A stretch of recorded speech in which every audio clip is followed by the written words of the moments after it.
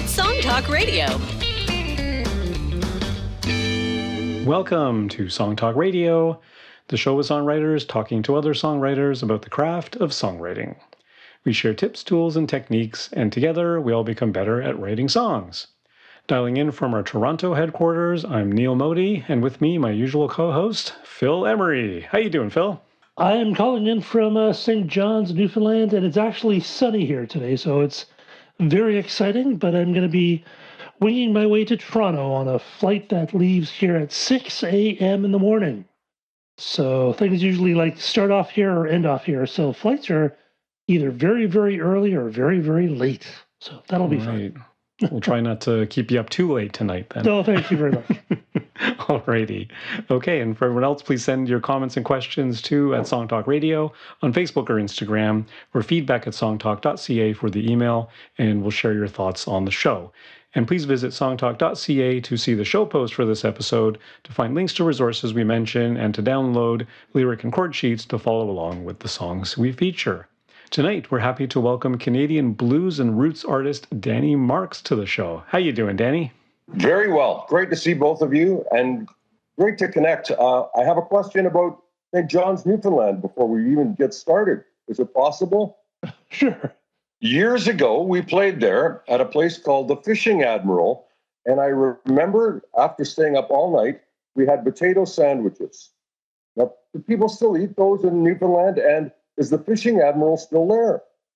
I don't recognize that name, and I've never had potato sandwiches, although it sounds delicious, especially probably if you're a bit hungover. But it's no, I haven't had it. I'll ask around. But the Fishing Admiral? Yeah, it was a really great venue for bands to play. And the one thing, I had never been to Newfoundland, I don't think, in my whole life before that. And I found the people there to be just so refreshingly wonderful and friendly and open-minded to Toronto guys coming out there and spending 2 weeks. Yeah, it's very friendly folks. Yeah. Well, I'm glad. I wanted to get that out of the way. All right. Very nice.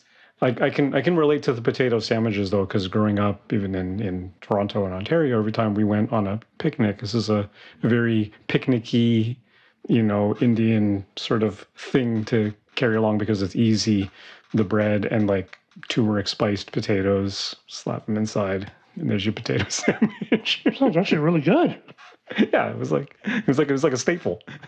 I found them right here in Toronto with Neil instead of going to Newfoundland. Exactly. You don't have to go far. You just have to go to Brampton. Alrighty.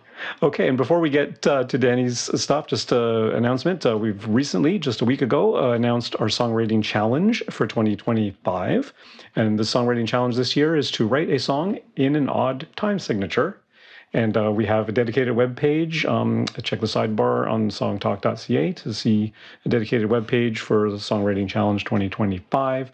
And we have a couple of podcast episodes and some other resources and stuff that you can start looking at and get yourself learned up a little bit and familiar with what other songs have done with odd time signatures. And of course, as in the previous years, we invite our listeners to participate in the challenge. I think last year we did fully 4 or 5 episodes of our listener songs, which was fantastic. And so great to hear everyone's different answers, and we all learn from each other, and it's just great. So we haven't set a deadline yet for the submissions from our listeners, but stay tuned to the podcast, and we'll be updating everyone as we go along. Indeed. Great stuff. Okay, and just a little bit about our guest now. Few names carry the weight of Danny Marks in the Canadian blues and roots scene. From his early days as a founding member of Edward Bear, opening for the likes of Led Zeppelin and Humble Pie, to his decades as a torchbearer of the blues with Blues FM and beyond, Marks has remained a perennial force, a man whose time comes again and again. Now with the release of his latest single, I'm Ready, Marks steps forward with a classic soul ballad, one that simmers with slow-burning intensity and speaks to the restless waiting, the longing, and ultimately the readiness to seize the moment. Let's get started by listening to Danny's song, I'm Ready. And remember, you can find the lyric sheet on the show post at songtalk.ca to follow along. Here we go.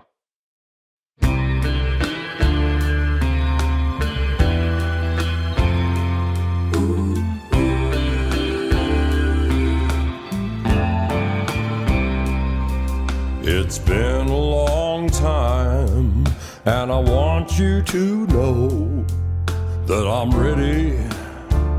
Oh, yes, I am. It's been a long time. I've been waiting to show you that I'm ready. Oh, yeah. It seemed like so long I've been waiting, sitting alone on the shelf. Sometimes it seems so frustrating, but you just gotta deal for yourself. Then you're ready. You can come go with me. We can make it. Oh, yes, we can. Are you with me now, baby? Do you feel like I do? Then you're ready too. So if you get that old lonely feeling, thinking that life let you down, just take a long look all around you, baby, and get your feet back on the ground. Then you're ready. You can come go with me. We can make it. Oh, yes, we can. Are you with me now, baby? Do you feel like I do? Then you're ready. You're ready too.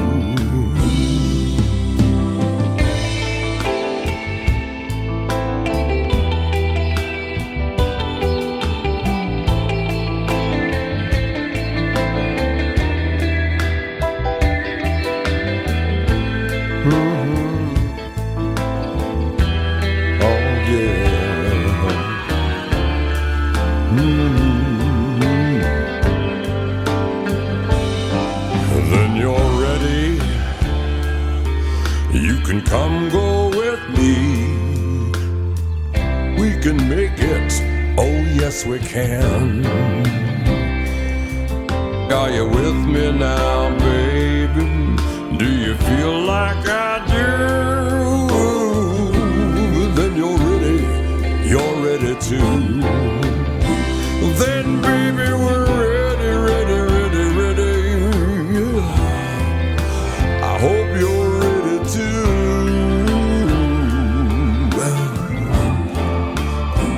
Then, baby, you're ready, ready, ready, ready, ready. Come go with me, all right.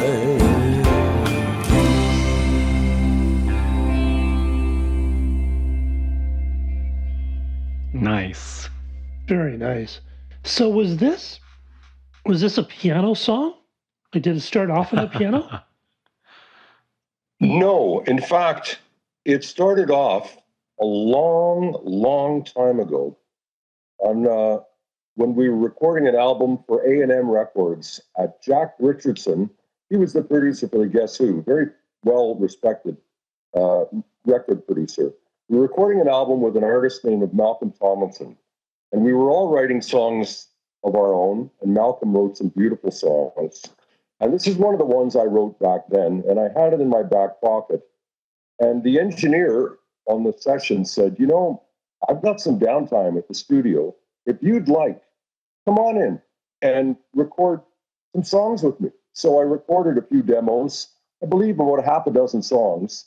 And the songs stayed in my book of songs, my virtual book, for decades. And then we were recording with a fellow named Peter J. Moore, who also has passed away. He's the mad scientist of sound. Peter was the owner of the basement tapes from Bob Dylan and Company. He also recorded the Cowboy Junkies at the church. So he did some incredible stuff, and he had a beautiful studio. I was in the session with Barry Keane Jr., Gordon Lightfoot's drummer, Jonathan Goldsmith, who's the wonderful piano player and organ player you hear on there, he writes music for screenplays and big-time movies in Hollywood. But he's been a friend of mine for decades. I did him a favor early in life, and he's always played for free for me. One of my best friends, Robert Filch, who's Canada's greatest jazz guitarist and more, great guitar player. Alec Fraser, my bass player and the co-producer. So between Barry Keane, Gordon Lightfoot's drummer on the session, and the rest of us, we recorded it, and I did my vocal off the floor, and I didn't play the guitar.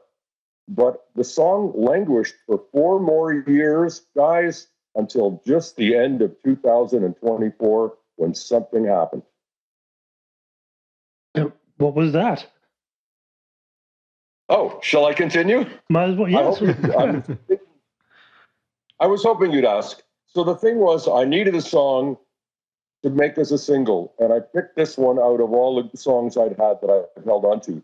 But there was something wrong with the melody. So for all of the fellow songwriters out there, because I know that this is a program, a podcast for songwriters, I had a melody in the song that went da da da da da da da da da da da da da da da, and then a second time da da da da da da da da da, and I thought, why am I going up both times?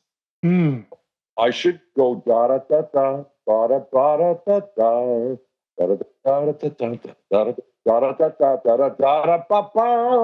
Because the first line is, I want you to know. Now, you don't have to go up on that. But when you say, I've been waiting to show, well, that's my Ethel Merman there. I know she's very ancient. But I went up on the second time, and I think I was in the shower. Now, I don't know if most songwriters like to have running water. You're out there in Newfoundland, here in Toronto, we have water. But I feel that there's something to be said for singing in the shower. The water's on, even washing the dishes. And I think I was in the shower when I went, that's how I got to change this melody. So before we finalized it, I went in and I changed only those opening lines to the verses. I re-sang them because I realized that my live off the floor vocal from the original session had the energy and the impact and the authenticity. That's a word people like to use, authentic. It was authentic. So I didn't want to change it, but I just changed those opening lines, and suddenly I feel the song made a lot more sense melodically. I know that the lyrics are very basic and simple, but the idea is that I feel like after this time, and even in 1978, I felt it, but now I know it's true. I'm ready. It's been a long time, even longer now, but I'm ready to do this now. I found a lot of things that were really holding me back in my life have been blown away. And a lot of that is because our world is so polarized. Everywhere we go, we're polarized by everything that can possibly do it, especially, well, now with elections and politics and pandemics and P words of all kinds, we're polarized. And this song is like, hey, you know what? I'm ready to let go of a lot of things that divide us. I'm ready to let go of this kind of junk.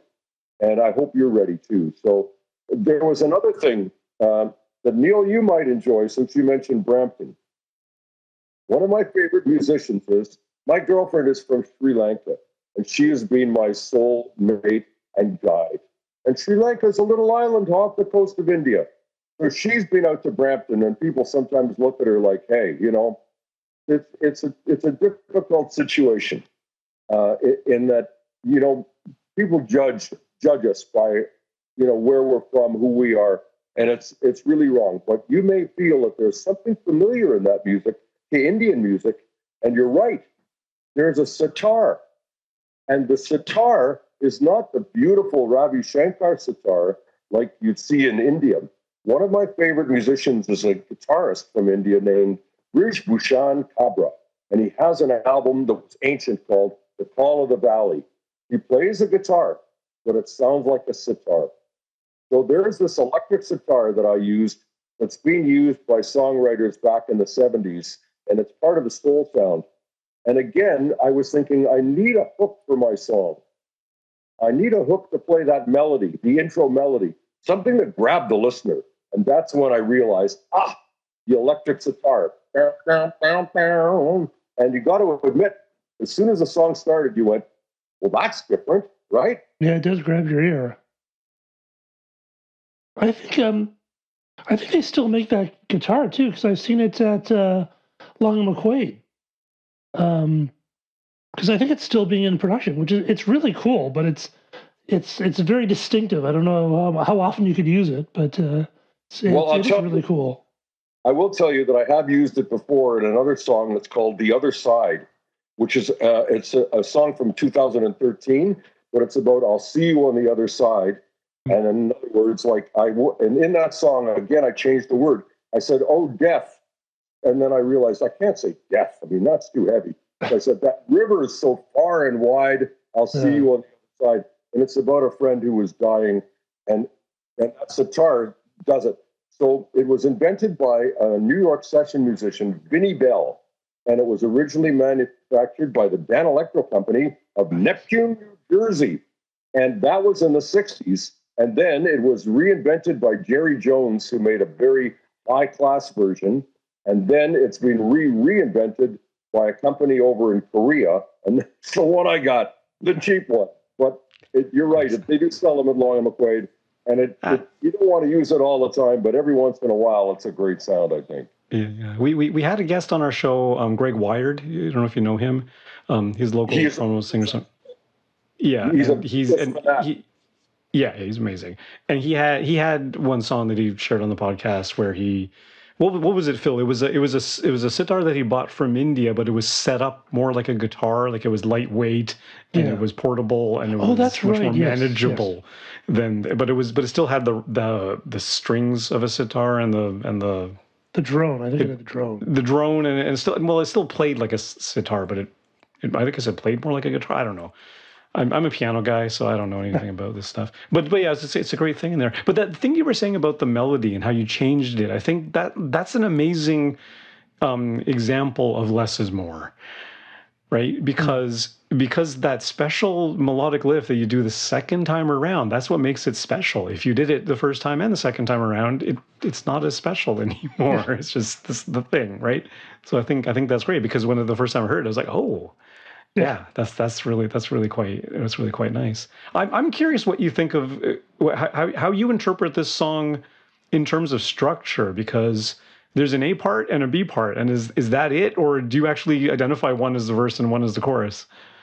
That's a great question, Neil, and I didn't really think about it terribly. I knew that it had very few lyrics, and the only thing that made me feel okay about that was I've seen a lot of John Lennon songs and Beatles songs that didn't have many lyrics. But last night, when you asked me for, I believe you call it the lyric sheet, and I noticed how to make the lyric sheet. You got your verse, you got your chorus. And I realized this song's got a verse. Maybe it's got a bridge. I don't know what you call that. It's just got an A and a B, but it's not a traditional form at all. And I don't know it doesn't feel incomplete. But yeah, you're right. I don't know what the hell to call it. Yeah, because normally, the chorus in traditional pop songwriting, the idea is there's supposed to be a raise. It's supposed to be the big thing that everyone grabs onto, and that's so you have your verse, and then at 4, then your chorus at 7 type thing, and it's kind of does that mountain thing. But this has that it actually sort of pulls back for the chorus, and it's not a chorus, but it's almost like a refrain for the B part. For the B part, but then it sets up the verse, and I don't know if you'd really want a chorus in this kind of a song because it's got that kind of gospel thing, and really sort of the message is the verse, and I don't know if you could get higher than that. It would be a weird.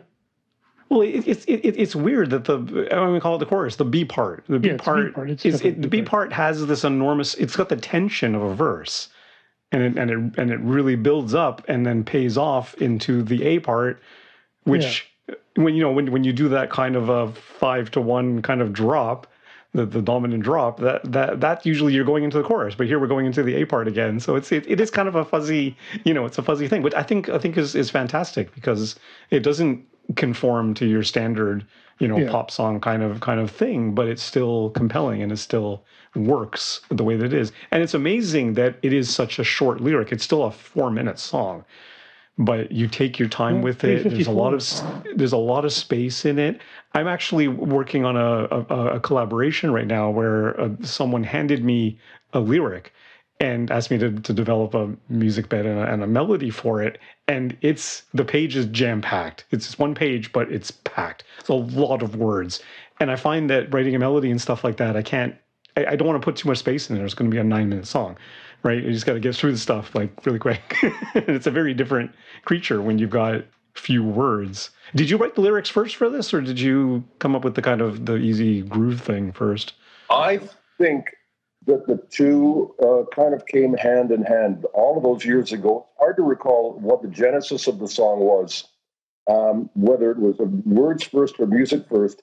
But interesting that you said that it's got a gospel feel, because I think naturally people said, yeah, it's kind of like gospel, like soul music. And I thought, yeah, but I mean, here I am, the blues guy, supposedly, or a blues guy. And I don't really like that kind of a definition of a person in our modern age, because if you're just reinventing the blues, forget it. It's already been done. I remember reading that Ray Charles had a visitor, and the visitor was Nat King Cole. And Nat King Cole came to play for Ray Charles, and it was in his formative years.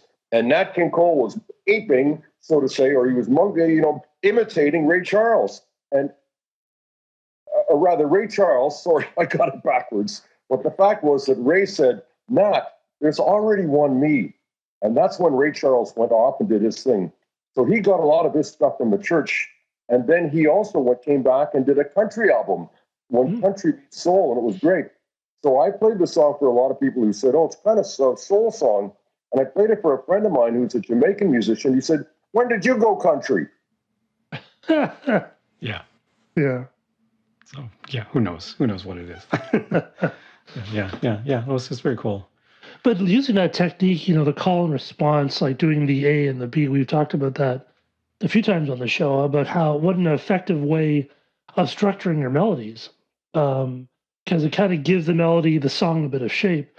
And the nice thing about using as few words as there is I think it's actually a little bit more spiritual.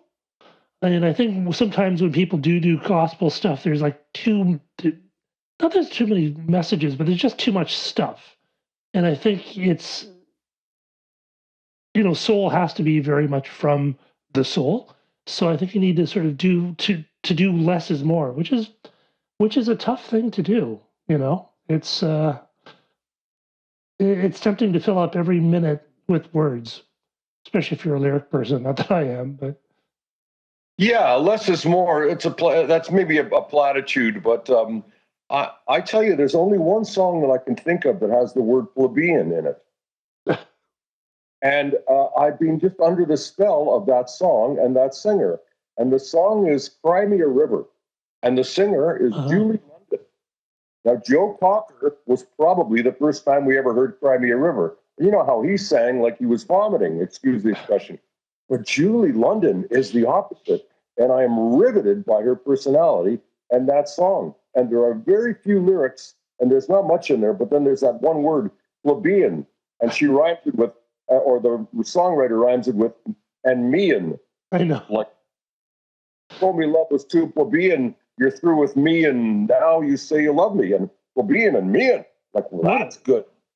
That is a brilliant song. If you ever, as a songwriter, pull that apart, because every note of that is carefully constructed. It's a Tin Pan Alley song, I think, and it's absolutely beautiful. And I love it when people do that. The plebeian. You've done with me, and it's some people say, oh, well, that's not how you talk, but it's those hooks that people will sort of pull onto. They'll focus on those hooks because you don't sound that way, and it's. There's lots of people who think it needs to be naturalistic, and I don't think it needs to be. Art needs to be, as they say, help you experience the old as new and the new as old. Mm-hmm. And I think those little sort of things sort of play into it. Whatever you can do to make it unique. Yeah.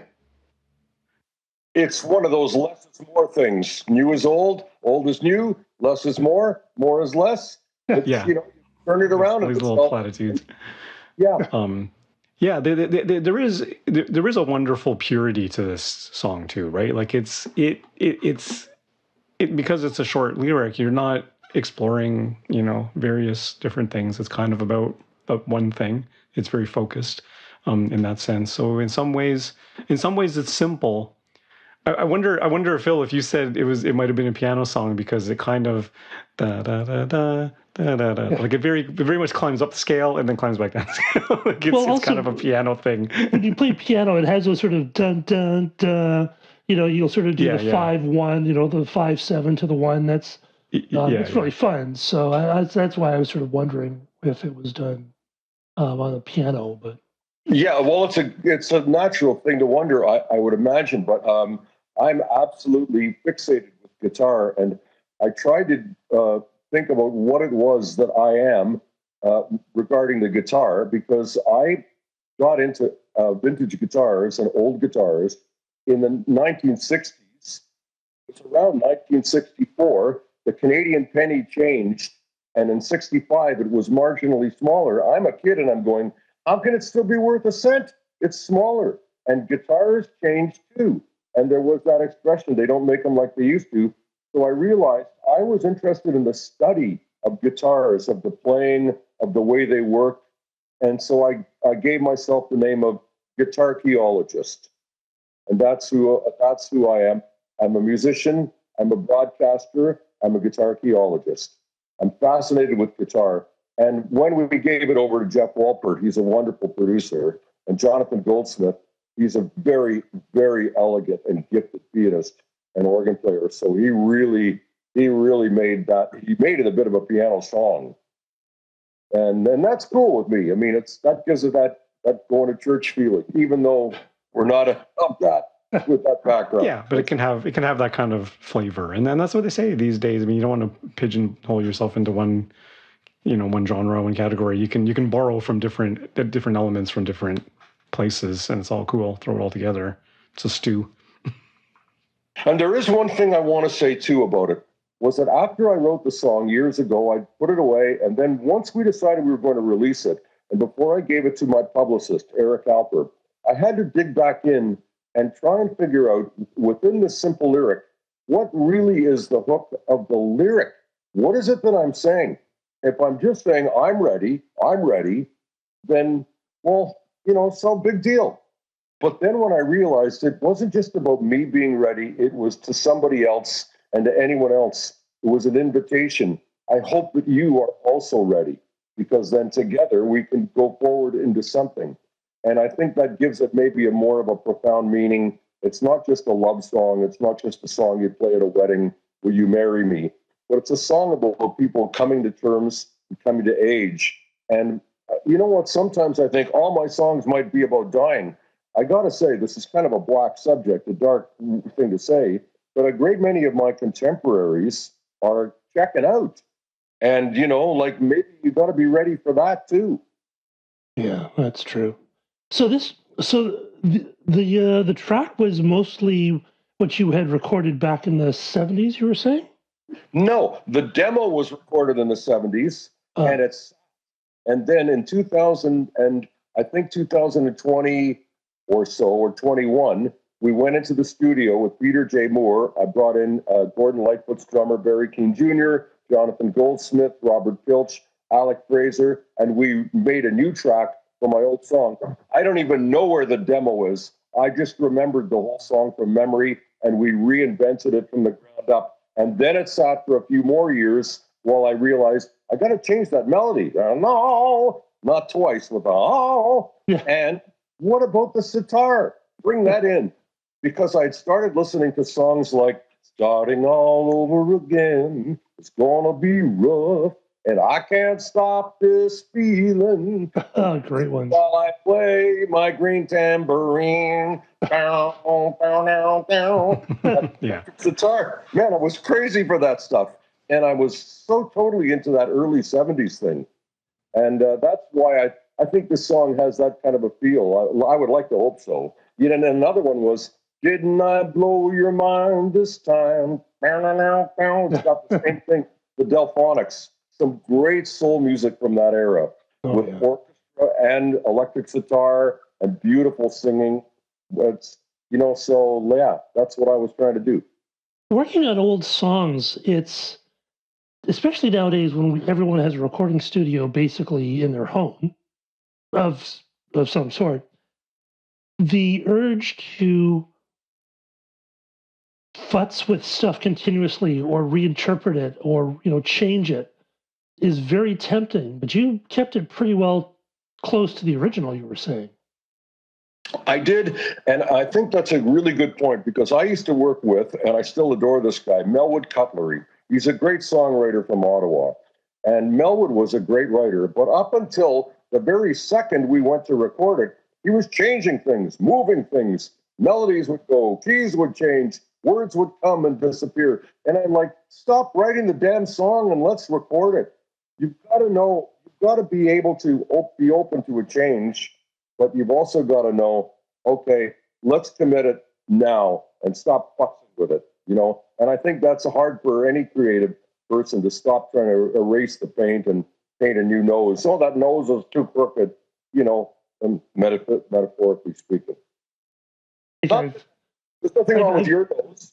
It's a good nose. I've certainly chewed up a lot of time sort of remixing and futzing around with old stuff, and you should really just record it. But it's hard. It's a hard thing. It can be a tough thing. But they say that we've heard this before on the show, that it's the mark of a professional. A professional knows when to stop and say, this is a time and a place. We captured it as best as we can, and let's shove it out the door and let's move on to something else. Good point. And running out of money in the studio can also help with that as well. And that's what you're saying. Everyone's got a studio in their house now, so that's not even an issue anymore. You can spend forever tweaking and redoing and futzing about. But I've also heard that that's one of the problems with modern recording is that because everything can constantly be fixed and corrected and redone, a lot of the real spontaneity and a lot of the real creative emotion gets blanked out somehow. It gets lost in the search for perfection and auto-tuning, although obviously auto-tuning is a thing into itself. But, you know, you have to know when to stop. You have to go, okay, this is done. Like you said, Neil, time to push this baby out of the door and, you know, let it leave the nest. Yeah, and people out there are not going to be as critical as you are about whatever little details you're concerned about. But I was having a chat with somebody just last week about producing and stuff, and how, you know, we were talking about lanes. Like when you record in a loop or you record multiple times over the same track, you can have, like, you know, up to however many, 17, 20 versions of the same vocal take, right? And I found over time that, you know, whoever you're working with, or even if it's yourself, you're making the same mistake over and over again. So that's always the same in every take. And the stuff that's good is good in every take. And it's not that different. And I'm at the point now, especially when I'm working with somebody else, where I can decide right on the spot, no, we need to redo that phrase. We need to redo that verse, whatever the case may be. And I'll just discard stuff that isn't good and just go with the stuff that's good. So I only have, you know, one take at the end of the recording session, because then you're spending an inordinate amount of hours just going through all this material, trying to find the perfect where it may not even exist. Yeah, that is true. So what's next for this song? Is it is going to be put out on streaming or vinyl or? Well, this is a good question because I'm trying to see exactly how a song goes out into the market and what can be done with it. Marketing is not my strong suit, but maybe a couple of years or so ago, I released a song called Man on the Radio, and it was at the end of the pandemic, so the whole song was recorded in each individual musician's home. And it was brought together and mixed by a very good mixing guy. And it was put into a studio in Yorkville that has, I believe the thing is called the Fairlight. It's like what the Beatles used. So he gave it a Beatles sound, and it's just shimmering, and it's beautiful. And I put it out into the world, and that was my baby. It's a recent write. I wrote it in the last few years, just before it came out. So then we brought back this old song from years ago, re-recorded, that had been re-recorded 4 years ago. We released it, and I gave it to my publicist, and he said, I'll work it for a month. He worked it for a month. And guys, I think this might be one of the last, if not the second or third last podcasts about the song. So how long does a song last in the market when it's a single and it's not going to be climbing the top 10 of any chart? There's no chart. I mean, there's these silly blues charts where there's maybe 6 or 7 stations that report, and people are like, I'm number 1 in the blues chart. And you kind of go, but there's hardly any stations reporting. Like, what kind of a chart is that? And then there's another chart in the States that says these guys are not being legit. We've got 100 reporting stations, and we're going to tell you who's on the top of the blues chart. But what difference does it make? Now, my song, I'm Ready, it's not going to go on the blues chart. It's not, the blues radio stations are going to say, we can't play that. The country stations, oh yeah, because it's not blues. Now, bluesy. There are reasons why they can't play it. Some of them will give it one play to just say, well, we played it. And I don't want to sound like a guy who's complaining, but as you know, I have one of the most listened to blues radio programs on terrestrial radio in Canada, on one of the greatest stations, probably the only real radio station that is committed to 24 hours of jazz and blues every day of the week, Jazz FM 91. So maybe other blues broadcasters are saying, well, we play him, we're like promoting another program. I don't know whether it's competition or whether they say it's not pure blues. I'm thinking maybe my next song should be such a straight ahead blues that they don't have that excuse anymore. It's not blues, we can't play it. What do you want to hear? Like the money, water, yeah, hammer. Oh, yeah. But I got to tell you, they play a lot of stuff that's not pure blues. They play a lot of stuff that's rock, pretending to be blues. But those guys don't have their own radio show. So, you know, I have a bit of I've got too much success. I'm a musician, broadcaster, songwriter. So what's next for this song? I put it out into the world because I had to, and because I want people to hear the song and hear my music. And it's really brought me a lot. And look it's brought me to you guys. And this is a wonderful, for me, mind-opening, because you're asking me to examine what I've done. You're feeding me back in my song. You're playing it to people. And it's really a great experience. So I think we're going to keep pushing this song forward a little bit. I'm going to move to my next song, and hopefully by the end of the year, hopefully, I will put out an album. I know what the album's going to be called. I'm not telling anyone. I know what the songs are that are on it. There are some very topical songs. There are songs about living and dying. There are songs about things that maybe happened or didn't happen, like vaguely disguised. You know, rallies where people drove trucks across the country, things like that. Things about politics, but thinly disguised. And a lot of love songs. And, you know, like this, it's going to be a good album, and it's not going to fit into any damn genre, because being from Toronto and being brought up on every kind of music in the world, from classical to Peter, Paul and Mary, to Howlin' Wolf, to Chet Atkins, to everything. That's who I am naturally. So this is where I'm going. Always a lot of stuff going on. That is pretty awesome. It's a great answer. Great stuff, man. All right. I'm here in the band. I think that's all the time we have on Song Talk Radio. Special thanks to Danny Marks for joining us. Thanks, Danny. So where can we send our listeners to find out more about you and hear some more of your music? Well, I think the best place is my website, which is dannym.com, www.dannym.com. All right, and we will certainly link to that in the show post for this episode. And we want to hear from you too, so please send your comments on Facebook or Instagram. to @songtalkradio or send us an email, feedback@songtalk.ca. Also be sure to check out our YouTube channel for live performance videos and full episodes, and subscribe today to the Song Talk Radio podcast on your favorite podcast provider. And please support us at our Patreon page. The link is on the website. You can find links to all the products, books, and web services we mentioned on the show on our resources page on the website. And please join us at our next monthly Song Talk meetup. Whether you're in Toronto for our in-person meetups or anywhere in the world for our online meetups, it's free to join on meetup.com and free to attend, bring a song and a lyric sheet, and get constructive feedback from other songwriters. Stop by songtalk.ca for the link. You can follow me at neilmodi.com. You can follow Phil. PhilEmery.ca. And Danny, what's your favorite social media channel? Do you post on social media? Where do you post? Yeah, I'm on Facebook, too much for my own good, but I am on Facebook. Fair enough. I think I might be Danny Mark 3 on Facebook, but not hard to find. Right. And I'm always happy to. I've got a lot of stuff going on that. Cool, yeah. So definitely look up Danny Marks on Facebook, everybody. Yeah. Be sure to stop by the website, songtalk.ca, to browse past shows and find out how you can be a guest. Thanks for tuning in, and keep on writing. Good night, everyone.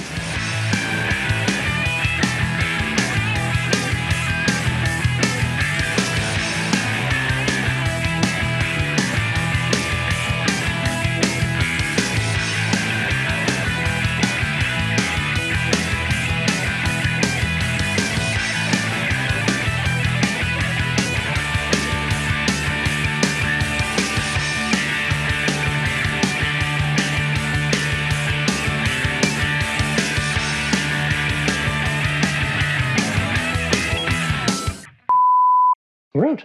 Good stuff. Yeah, brilliant Okay. stuff, man. Cool stuff, Very man. good. Great to I, meet you guys. Yes, I grew up on Edward Bear.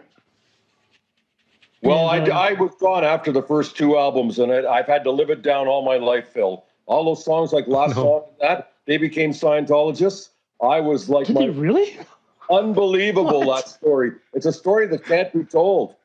But I mean, it was a blues rock psych band. We opened for Led Zeppelin. And then suddenly the record company's like, "We got to put out more pop hits." And I said, "No, we got to be true to our audience." And then I quit. And then they put out songs. I couldn't sleep at night. And then people still think, "Oh, I loved you in Edward Bear, Last Song and Masquerade." And I'm like, no. Oh, geez. I do, however, have another songwriter that I think you guys would love to interview. She is really a going concern, and her name is Melanie Peterson.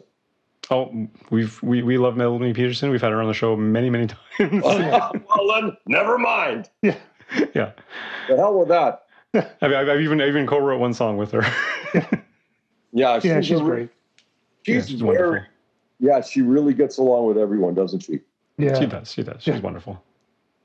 So, all right. So it takes takes a few days for us to edit the podcast, and when it does, we'll send you an email, and if you could share it amongst your folks and your social media, that would be awesome. Absolutely. Bill and Neil, I think this is the beginning of something, and hopefully we can keep connecting. Please over do. other things. Excellent. I'd love to. Okay. I bid you a Awesome. fond All right. All right. Have a good night, Danny. Thanks for being on. pleasure, guys. Bye. Take care. All right. Take care. Bye. Good night.